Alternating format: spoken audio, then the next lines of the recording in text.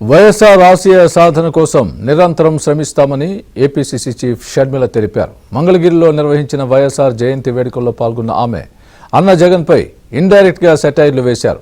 కొంతమంది అధికారం కోసం పాదయాత్రలు చేసి అధికారంలోకి వచ్చిన తర్వాత ప్రజల గురించి పట్టించుకోవడం మర్చిపోతారంటూ ఎద్దేవా చేశారు. కానీ వైఎస్ఆర్ మాత్రం ప్రజల కోసం నిరంతరం పనిచేశారని గుర్తు చేసుకున్నారు.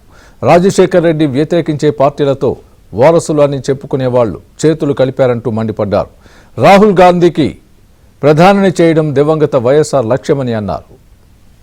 ఒకసారి అధికారం వచ్చిన తర్వాత అధికారం అనుభవిస్తారు.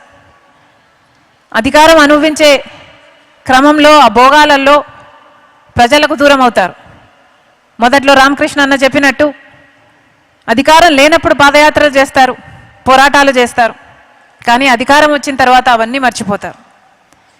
కానీ రాజశేఖర రెడ్డి గారు 5 సంవత్సరాలు ముఖ్యమంత్రి అయిన తర్వాత, సేవ చేసిన తర్వాత అంత అద్భుతమైన పథకాల రూపకల్పన చేసి అద్భుతంగా అమలు చేసిన తర్వాత, గెలిచిన తర్వాత మళ్ళీ ప్రజల్లోకి పోవాలి అని ఉరుక్కుంటూ వెళ్ళి మనందరికీ దూరం అయ్యాడు రాజశేఖర రెడ్డి గారు. ఎంతమంది ఉంటారు అలాంటి నాయకులు? వెతికినా కనిపించరు, భూతద్దం పెట్టి వెతికినా కనిపించరు అలాంటి నాయకులు.